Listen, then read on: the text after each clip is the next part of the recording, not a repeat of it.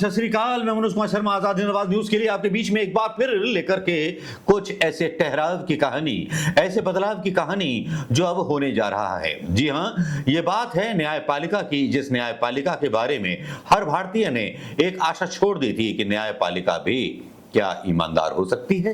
बार बार ये सवाल कौंता है हमारे दिमागों में, बार बार हमें सोचने पर मजबूर करता है कि न्यायपालिका वो चौथा स्तंभ है जो सरकारों पर अपना हंटर चला करके उनको काबू में रखती है।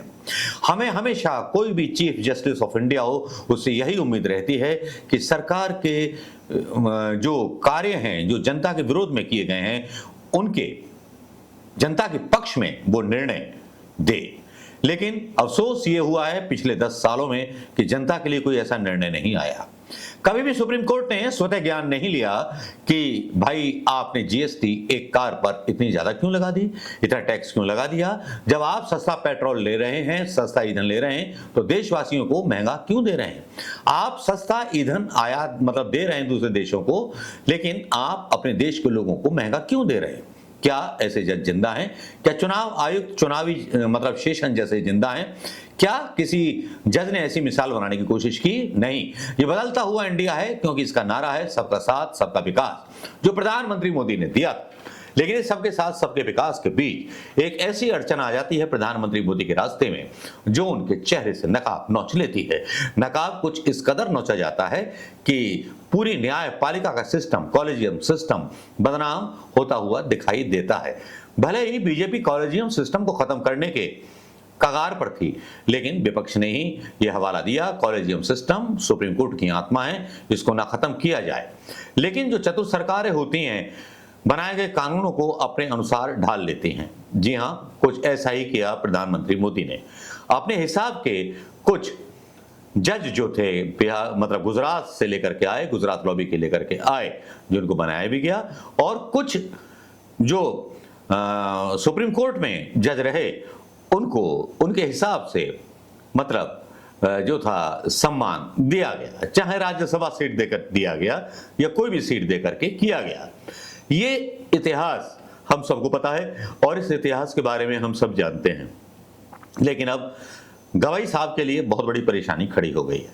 जी हाँ, परेशानी इतनी बड़ी खड़ी हो गई है कि 2 जज हैं, जस्टिस विपुल पंचोली, जिनको जिन पर असहमति जताई है जस्टिस नागरत्ना, एक ही हैं महिला, और इन्होंने जो जताई है जो अपनी आपत्ति जताई है, ये खुद चीफ जस्टिस ऑफ इंडिया होने वाली हैं। 2033 तक ये जो नियुक्त किए जाएंगे जस्टिस विपुल पंचोली, ये 2033 के आसपास चीफ जस्टिस ऑफ इंडिया बनेंगे। और जस्टिस आलोक आराधे, और ये पूरी चीजें, और ये डाला गया यहाँ पर टॉप स्टोरीज में चल रहा है। Justice Aradhe, justice Pancholi, supreme court collegium से जस्टिस नागरत्ना असहमत, और ये भी भास्कर की न्यूज है। सुप्रीम कोर्ट कॉलेजियम से जस्टिस नागरत्ना जो है असहमत हैं जस्टिस विपुल पंचोली की एससी की में नियुक्ति पर। उन्होंने आपत्ति दर्ज किया है और कहा है कि ऐसा होना न्यायपालिका के लिए नुकसानदायक है, क्योंकि ये जो विपुल पंचोली हैं, इनके कुछ फैसले जो हैं काफी विवादास्पद रहे हैं। फैसलों से, जजों के फैसले से याद आया कि कुछ ऐसा अमित शाह भी बोल रहे थे, जो विपक्ष के उपराष्ट्रपति पद के उम्मीदवार हैं। तब उनके सोशल मीडिया पर कब्र जब खुदाई हुई, तो कब्र खुदाई में जो राज्यसभा भी चला रहे हैं बीजेपी के ही, वो भी उस आंदोलन के विरोध में थे। सलवा जुड़वा आंदोलन का मैटर था, वो भी सेम वही बात कर रहे थे जो विपक्ष के जो वकील रह चुके हैं, जज रह चुके हैं, वो कर रहे थे। लेकिन यहाँ सुप्रीम कोर्ट की जज बीवी नागरत्ना ने मंगलवार को पटना हाई कोर्ट के चीफ जस्टिस विपुल मनुभाई पंचोली को सुप्रीम कोर्ट में जज बनाने की कॉलेजियम की सिफारिश पर कड़ा विरोध दर्ज कराया। उन्होंने कहा कि यह नियुक्ति न्यायपालिका के लिए नुकसानदायक साबित हो सकती है। जस्टिस पंचोली अगर सुप्रीम कोर्ट में जज बनते हैं तो वे अक्टूबर 2031 में सीजेआई बन सकते हैं। सूत्रों के मुताबिक जस्टिस नागरत्ना ने मई में ही इस प्रस्ताव पर असहमति जताई थी। तब पहली बार जस्टिस पंचोली का नाम सामने आया था। बाद में जस्टिस एनवी अंजारिया को जस्टिस पंचोली से पहले सुप्रीम कोर्ट में नियुक्त किया गया था। 3 महीने बाद जब फिर से जस्टिस पंचोली का नाम आया तो जस्टिस नागरत्ना ने औपचारिक असहमति दर्ज करा दी।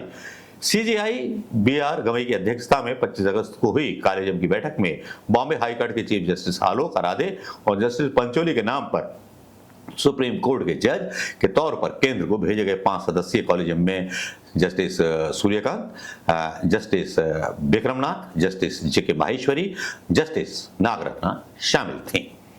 जस्टिस पंचोली की वरिष्ठता कम है, ये कहना है जस्टिस नागरत्ना का। भास्कर की न्यूज के मुताबिक उन्हें जुलाई 2023 में गुजरात हाईकोर्ट से पटना हाईकोर्ट ट्रांसफर किया गया था, जो सामान्य ट्रांसफर नहीं था। यह फैसला कई सीनियर जजों से सलाह के बाद लिया गया था। इस तरह की नियुक्ति से कॉलेजियम सिस्टम की बची कुची विश्वसनीयता खत्म हो जाएगी। ये वही भाषा है जो विपक्ष बोलता है कि कॉलेजियम की जो चीजें हैं वो राहुल गांधी बोलते हैं कि भैया कॉलेजियम भी इन्होंने नष्ट कर दिया। विपुल एम पंचोली 28 मई 1968 को गुजरात के अहमदाबाद में जन्म हुआ था। सेंट जेवियर्स कॉलेज से इलेक्ट्रॉनिक्स में बीएससी की डिग्री प्राप्त की। 1991 में गुजरात हाई कोर्ट में वकालत शुरू की। गुजरात हाई कोर्ट में सरकारी अधिवक्ता के रूप में भी रहे। गुजरात हाई कोर्ट में न्यायाधीश नियुक्त हुए। 24 जुलाई 2023 को पटना हाई कोर्ट में जज के रूप में कार्यभार संभाला। पटना हाई कोर्ट में वो दूसरे वरिष्ठतम न्यायाधीश बने।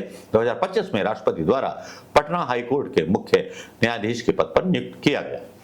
यह है उनकी हिस्ट्री और शॉर्ट हिस्ट्री। लेकिन यहाँ जिस तरह से नागरत्ना ने असहमति जताई है वो वाकई में जो है सोचने को विवश कर देती है कि क्या सुप्रीम कोर्ट में भी प्रांतवाद चलता है। जिस तरह से गुजरात के जजों की नियुक्ति की जा रही है और ऐसे ऐसे जजों की नियुक्ति की जा रही है जो कभी अमित शाह का केस लड़ चुके हैं, कोई बीजेपी के नेता का केस लड़ चुके हैं, तो ऐसे जजों से क्या अपेक्षा रख सकता है विपक्ष या जनता कि वो सरकार के खिलाफ कोई एक्शन लेंगे। तो नागरत्ना के असहमति पर आप क्या सोचते हैं दोस्तों, कृपया कमेंट करके बताएं। ये खबर अपने आप में अनोखी है और जस्टिस बीवी रत्ना और जस्टिस आर महादेवन के कई फैसले जो हैं हमें याद दिलाते हैं कि कहीं लोकतंत्र बचा हुआ है। नमस्कार, जय हिंद।